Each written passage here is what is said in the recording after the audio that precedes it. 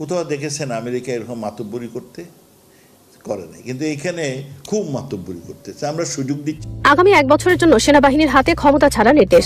আগামী নির্বাচন তো প্রশ্নই আসে না। তত্ত্বাবধায়ক নিরপেক্ষ সরকারের অধীনে নির্বাচন হতে হবে এবং আওয়ামী লীগ যদি যারা যারা বাঁচতে পারবে তারা দেশ ছেড়ে পালাবে।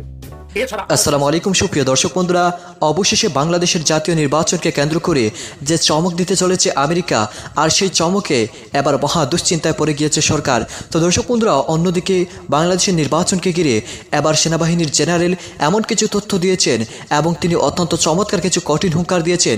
তিনি বলে যাচ্ছেন এই সরকারের অধীনে কোনো নির্বাচনের কথাই হয় না। তো দর্শক বন্ধুরা, তত্ত্বাবধায়ক সরকারের অধীনে নির্বাচন বাস্তবায়ন করার জন্য কঠিনভাবে বার্তা দিয়েছেন। তো দর্শক বন্ধুরা, চলুন আমরা জেনারেলের সেই সকল কথাগুলো শুনে নেই এবং সেই সাথে আমেরিকার সেই সকল হস্তক্ষেপকে কেন্দ্র করে বাংলাদেশের পররাষ্ট্রমন্ত্রী একে আব্দুল মোমিন কি বলেছেন। তো দর্শক বন্ধুরা, অবশ্যই ধৈর্য সহকারে পুরো ভিডিওটি দেখবেন, তাহলে এই সকল বিষয়গুলো পরিপূর্ণ বুঝতে পারবেন। তাহলে কি শেষ পর্যন্ত বিএনপি এবং বিরোধী দলের নেতাকর্মীদের জন্য সুসংবাদ চলে আসলো? তো দর্শক বন্ধুরা, অবশ্যই ধৈর্য সহকারে পুরো ভিডিওটি দেখবেন। সরকারের অধীনে নির্বাচন হতে হবে এবং আওয়ামী লীগ যদি যারা যারা বাঁচতে পারবে তারা দেশ ছেড়ে পালাবে। এছাড়া আর কোনো দাবি, কোনো আপোষ নয়। যারাই আপোষে যাবে তারা দেশদ্রোহী এবং তারা হাসিনার সাথে একমত বা এক দলের। আর সামনে খুব শীঘ্রই হাসিনার পতনে দেশে যে একটা ভারসাম্যহীন অবস্থা তৈরি হবে একটা পরবর্তী সরকার না আসা পর্যন্ত, এই ভারসাম্যহীন সময়ে কিন্তু সশস্ত্র বাহিনীকেই ক্ষমতা হাতে নিতে হবে। তবে সেই ক্ষমতার একছত্র অধিকারী যেন এই হাসিনার পোষা কুকুর এই লোকগুলা না হয়, তাহলে কিন্তু যেই লাউ সেই কোদো হবে। ভারতের কথায় ওনারাই দেশ চালাবে, আবার কিন্তু শেখ হাসিনার হাতে বা তাদের উত্তরসূরিতে হাতে তুলে দেওয়া হবে। আর আওয়ামী লীগকে পিটিয়ে, সশস্ত্র বাহিনী পিটিয়ে যা করার করুক, তাতে আমার কোনো আপত্তি নাই। সেটা সশস্ত্র বাহিনীর অধিকার আছে, কারণ 57 অফিসার হত্যা করেছে, বহু অফিসারকে জেল জরিমানা করেছে অন্যায়ভাবে, বহু অফিসারকে গুম করেছে কর্নেল হাসিনের মতো, ব্রিগেডিয়ার জেনারেল আজমির মতো দেশপ্রেমিক অফিসারদেরকে। এইবার পুলিশের গুলি করার সাহস হবে না, কারণ যেই পুলিশে অস্ত্র হাতে তাক তুলবে তার পরিবার সুদ্ধা তার ভুক্তভোগী হবে ইনশাল্লাহ।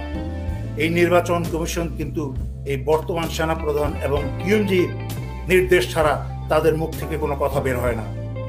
13 বছরে হাসিনার ক্ষমতায় থাকতে যেই সকল দেশদ্রোহী সহায়তা করেছে তাদেরকে মাফ করা যাবে না, তাদেরকে ভুলে গেলে চলবে না।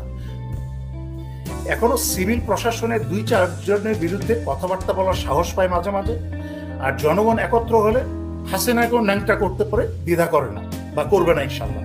ক্রমে দিনে দিনে খারাপ হতে হতে ভয়ঙ্কর এবং নির্লজ্জের আকার ধারণ করেছে জেনারেল আজিজের সময়।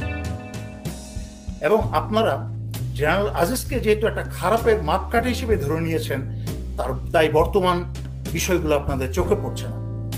জেনারেল আজিজটা একটা খারাপ পরিবারের, সন্ত্রাসী পরিবারের, হাসিনার মতো একটা সন্ত্রাসী পরিবারের।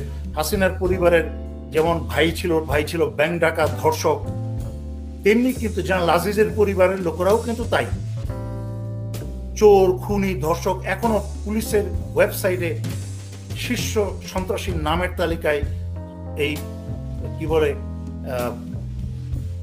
ব্ল্যাকশিপ, কুলাঙ্গার, প্রাক্তন জেনারেল আজিজের ভাইয়ের সন্ত্রাসী খুনির আসামি হিসেবে তার সেই লিস্টে নামের তালিকা আছে। কিন্তু আমি বলবো, বাংলাদেশ সশস্ত্র বাহিনীর সকল পদবী সৈনিক অফিসাররা চোখ খোলা রাখুন। স্বৈরাচারী, দুষ্কৃতিকারী, সন্ত্রাসী হাসিনার এহেন পালিত কুকুরদেরকে বাংলাদেশে আর কখনোই অন্যায় কাজ করতে দেওয়া যাবে না। এবং শেখ হাসিনা পতনের সাথে সাথেও তাদেরকে অভিযুক্ত করা হবে এবং তাদেরকে বিচারের মুখোমুখি করা হবে। তারা কিন্তু আপনাদেরকে অন্যায় আদেশ দিতে পারে, বিভিন্ন অপকর্ম করার। শেখ হাসিনাকে রক্ষা করতে গিয়ে জনগণের বিরুদ্ধে দাঁড়ানোর জন্য, দেশের বিরুদ্ধে দাঁড়ানোর জন্য মনে রাখবেন, যারাই দাঁড়াবেন তারা কিন্তু ফাঁসির কাস্টে ঝুলবেন। কারণ সুতরাং দেশের সকল জনগণকে, দেশপ্রেমিক জনগণকে, বিশেষ করে বিএনপিকেও আমি বলবো, বিএনপি তৃণমূলের নেতা নেত্রীদেরকে বলবো, নিজের নেতাদেরকে দৌড়ের উপর রাখুন, যেন মোমবাতি এবং গোপনে যেন হাসিনার সাথে, ভারতের সাথে কোনো চুক্তি করতে না পারে। একই সাথে এই সকল সশস্ত্র বাহিনীর ঊর্ধ্বতন হাসিনার পোশাক কুকুর অফিসারদের উপর চোখ রাখুন। এদেরকে উপর একদম কড়া নজর রাখুন, যেন এদের দুঃসাহস না হয় হাসিনার পতনের পরে দেশ এবং জনগণ বা কোনো বিএনপি বা কোনো রাজনৈতিক দলের ভিতরে অপকর্ম না করতে। আওয়ামী লীগকে পিটিয়ে, সশস্ত্র বাহিনী পিটিয়ে যা করার করুক, তাতে আমার কোনো আপত্তি নাই। সেটা সশস্ত্র বাহিনীর অধিকার আছে, কারণ 57 অফিসার হত্যা করেছে, বহু অফিসারকে জেল জরিমানা করেছে অন্যায়ভাবে, বহু অফিসারকে গুম করেছে কর্নেল হাসিনের মতো, ব্রিগেডিয়ার জেনারেল আজমির মতো দেশপ্রেমিক অফিসারদের। এই সময়ে আপনারা আরো উদ্দীপনা নিয়ে, সাহস নিয়ে, বুক উঁচু করে আপনারা দেশ উদ্ধারে এই স্বৈরাচারী দুষ্কৃতিকারী হাসিনা এবং এই দুষ্কৃতিকারী আওয়ামী লীগের বিরুদ্ধে এগিয়ে যান। আগামী নির্বাচন ইভিএম কোনো নামেরই দরকার নাই, এবং আগামী নির্বাচন তো প্রশ্নই আসে না। তত্ত্বাবধায়ক নিরপেক্ষ সরকারের অধীনে নির্বাচন হতে হবে, এবং আওয়ামী লীগ যদি যারা বাঁচতে পারবে তারা দেশ ছেড়ে পালাবে। এছাড়া আর কোনো দাবি, কোনো আপোষ নয়। যারাই আপোষে যাবে তারা দেশদ্রোহী এবং তারা হাসিনার সাথে একমত, তা এক দলের। এটা মনে রাখবেন। আপনার নিজের দলের, নিজের এলাকার তথাকথিত নেতাকেও ছাড়বেন না। হাতে লাকড়ি যা পারেন নিয়ে নামবেন, নিজের নেতাকেও ছাড়বেন না। সবাইকে বাড়ির উপর রাখবেন। নেতারাও যেন বুঝে যায় যে একটু ফাজলামি করলে অন্ধকার রাত্রে যদি হাসিনার সাথে কোনো চুক্তি করতে যায়, আমার দলের লোকে আমাকে মেরে ফেলবে, এইরকম ভীতির সঞ্চার করবেন, ভীতির সৃষ্টি করবেন। তাহলে দেখবেন নিজের দেশ, নিজের সম্মান, নিজের স্বাধীনতা এবং দেশের স্বাধীনতা ফিরে পাবেন। এই নির্বাচন কমিশন কিন্তু এই বর্তমান সেনাপ্রধান এবং কিউএমজির নির্দেশ ছাড়া তাদের মুক্ত। দেখেছেন আমেরিকা এরকম মাতব্বরি করতে করে নাই, কিন্তু এখানে খুব মাতব্বরি করতেছে। আমরা সুযোগ দিচ্ছি বলে।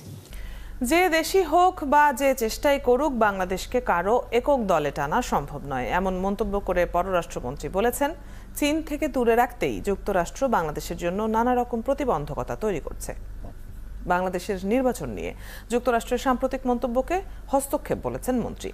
বলেন, অনেকেই তাদের এই সুযোগ দিচ্ছে, তবে বাংলাদেশ কোনোদিনই কারো লেজুর হবে না। ঝুমুর বাড়ির প্রতিবেদন। সম্প্রতি ভারতের পররাষ্ট্র মন্ত্রণালয়ের মুখপাত্র বাংলাদেশ নিয়ে যুক্তরাষ্ট্রের বক্তব্য এবং দেশটির অবস্থানের কড়া সমালোচনা করেছেন। যদিও এরপর এ বিষয়ে আনুষ্ঠানিক কোনো প্রতিক্রিয়া জানায়নি Bharat. And we have a very special relationship with Bangladesh. What happens in Bangladesh, we are very involved in it.